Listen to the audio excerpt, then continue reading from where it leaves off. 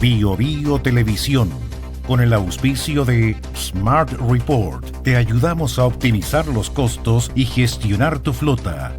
Presenta Radiograma.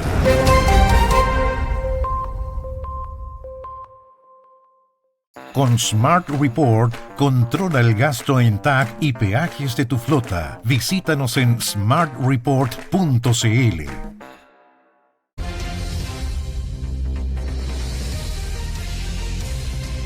Definitivamente se fue en collera el tema de las, así dirían en el campo, el tema de las pensiones de gracia. ¿Y por qué lo decimos así, María José? Porque uno podría asumir que es con relativa facilidad poder identificar quién se equivocó. Está claro que la Contraloría, en el trabajo que se hizo del levantamiento, esto no se hizo de la noche a la mañana, lleva un tiempo la Contraloría realizando un análisis mayor sobre el procedimiento. Y esto es muy importante, el procedimiento del paso a paso, para poder identificar, obviamente, si es que aquí habían falencias, anomalías, o definitivamente podía haber el principio de un delito, poder identificarlos. No es dentro de la jurisdicción de la Contraloría apuntar a un delito, sino que es el acto administrativo, recuérdenlo. Pero la Fiscalía siempre, ese insumo es el material probablemente más importante para determinar si lleva adelante o no una investigación, que fue lo que ocurrió hoy, que dimos a conocer en exclusiva, lo adelantamos acá en la radio, durante esta jornada, que el Ministerio Público había decidido iniciar una indagatoria a través de oficio, es decir, una decisión propia, luego que el fiscal nacional encomendara un análisis legal para ver si es que aquí habían principios, en definitiva habían delitos que se pudieran haber cometido. Pero volviendo al inicio, María José, ¿cómo puede ser tan difícil identificar dónde se equivocaron y cómo se equivocaron? Quizá hay más de una responsabilidad, pero cuesta ver declaraciones que den cuenta de asumir esas responsabilidades. Escuchábamos ayer a la ministra del Interior, Carolina Toá, que en el marco del conocimiento de este informe de Contraloría, que daba cuenta de muchísimas irregularidades en el proceso de otorgar pensiones de gracia a personas que presuntamente habían sido víctimas en el denominado estallido social. Digo presuntamente porque no habían certificados médicos que dieran cuenta de las lesiones que se estaban, entre comillas, denunciando en los formularios. Tampoco se revisaron los antecedentes penales. O sea, fue un proceso muy desprolijo. Por eso ocupo el término presuntamente víctimas del estallido social. ¿Qué pasa? La ministra del Interior asegura que se hizo todo en el marco de un decreto o las reglas, el reglamento que se había estipulado en el gobierno anterior, en el gobierno del expresidente Piñera. Y hoy el subsecretario del Interior, Manuel Monsalve, vuelve a referirse a esta situación y asegura que efectivamente los antecedentes ya no venían, pero en el informe que había dado a conocer el Instituto Nacional de Derechos Humanos. Por ende, se le otorga o se le pasa la pelota, como diríamos en buen chileno, al INDH. Ayer fue... los acusaron derechamente. Ayer fue el gobierno de Sebastián Piñera, porque se decía que era un decreto de ese gobierno el que establecía un reglamento poco prolijo para establecer las pensiones de gracia. Hoy se acusa al INDH, y algo que se conoce también es que se le advirtió en septiembre de 2022 al presidente de la República por los problemas en la entrega de este beneficio. No solo eso, sino que se da cuenta, se le dice, de que el organismo no contaba con las capacidades para seguir acreditando pensiones. Y acá yo creo que viene uno de los puntos más complejos, que la presidencia no respondió. Es que muy interesante el punto, mira. El cambio de criterio que tuvo el Instituto Nacional de Derechos Humanos, y que a la luz de las pruebas, que mire esto, a la luz de las pruebas que tenemos a raíz de este informe de la Contraloría General de la República, demuestran que la decisión de Consuelo Contreras fue acertada. Y si hay consejeros hoy día que andan o tuiteando o escribiendo en contra de esa decisión, perdonen, y esto es una opinión, es porque entonces están actuando no institucionalmente, sino que en el INDH están actuando representando un color político, quien no le interesa o que no quiere salvar al INDH de esta acusación de la Subsecretaría del Interior. Digámoslo de esa forma, porque resulta que cuando uno accede a documentación, que no es la única, por cierto. Recuerden que el radiograma matinal hoy lo dijimos, que habían documentos, entre ellos este oficio que tú haces alusión y que luego a la una dábamos cuenta de él, donde le dice el INDH, bajo esta nueva administración, no la de Sergio Mico, sino la de Consuelo Contreras, de forma clara y evidente al presidente de la República, que ellos no estaban mandatados para esa misión. Y le explica el por qué. Sí, le dice que con la expertise, que no cuentan ni con las capacidades técnicas ni la expertise en la materia para poder acreditar cuáles fueron las consecuencias físicas que tendrían o que se hubiesen generado a partir de las personas que se denominaban víctimas de las violaciones a los derechos humanos. Aseguran que no podían realizar esa acreditación. Teniendo eso como insumo, teniendo eso el gobierno, porque se entrega este oficio, no sabemos si se decide pasar por alto, si el oficio no se lee, si se lee y no se toma en cuenta. Porque el subsecretario del Interior dice hoy día que las acreditaciones médicas no estaban en el informe que entrega el INDH, pero el INDH también entrega este oficio en el que dice no podemos entregar acreditaciones médicas que den cuenta de las consecuencias físicas que se generan por estas violaciones a los derechos humanos porque no contamos con las capacidades. Entonces, de repente cuando uno va armando el puzzle... Es que aquí la Fiscalía va a tener que armar un gran puzzle. Y esto es muy interesante para poder determinar responsabilidades. Es muy interesante lo que va a pasar con esta indagatoria que ha comenzado. Seguramente ya dentro de las próximas horas vamos a conocer con exactitud qué fiscal va a iniciar esto. Va a ser interesante si se toman declaraciones al subsecretario Monsalve, que desanda sus propias declaraciones. Entre tú lo mencionabas, el día de ayer era Sebastián Piñera, el día de hoy es... y lo acusó directamente al INDH como responsable de esto.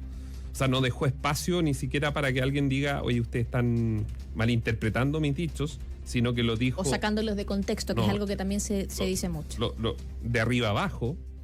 Y yo creo que esto se vuelve un gran tema para el gobierno particularmente, porque aquí seguramente en algún momento vamos a tener que conocer, esperemos, responsabilidades. Yo creo que acá, nombres. Sí, yo creo que acá, Néstor, nuevamente, tal como lo vimos con el caso de los indultos, porque se repite un poco la lógica. Se entregan beneficios a personas que estaban bajo el alero en algún punto del INDH avanzando o denunciando violaciones a los derechos humanos, como fue también en el caso de los indultos, personas que se denominaban presos políticos, y donde hubo falta de rigor, por decirlo de manera bastante suave, en los procedimientos que se realizan.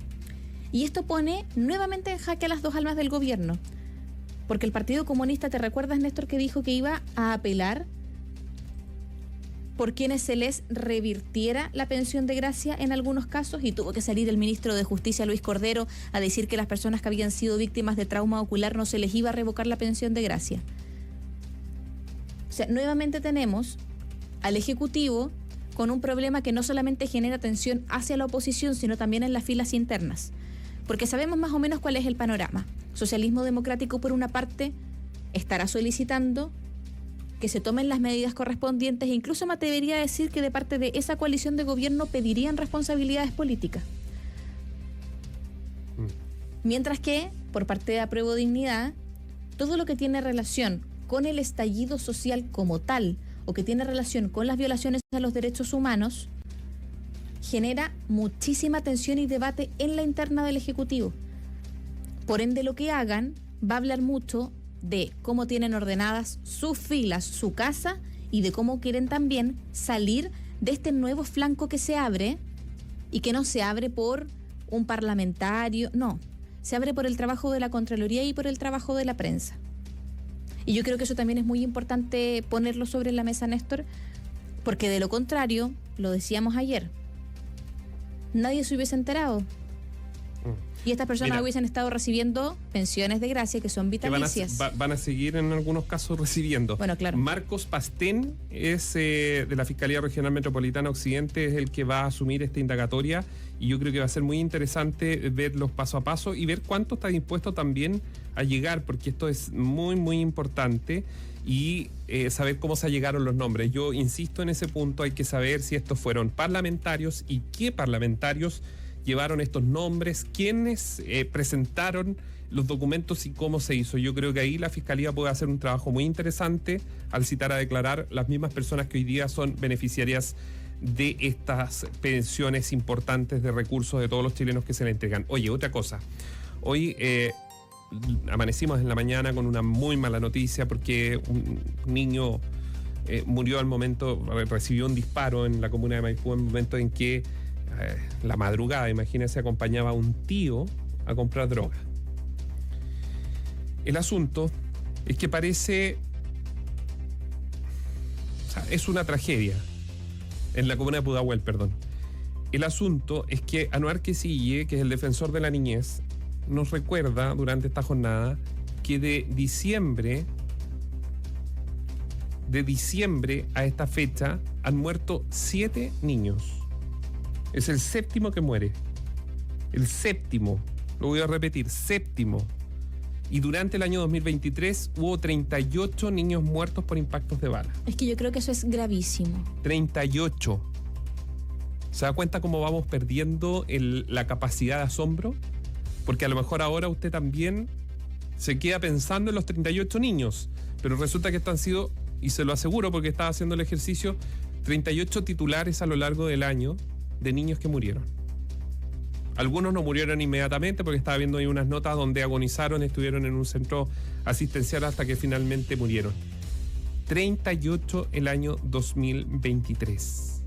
Si esto no es una mega crisis de seguridad, no sé qué estamos... que revienten las cárceles. Recién nos informaban de una riña.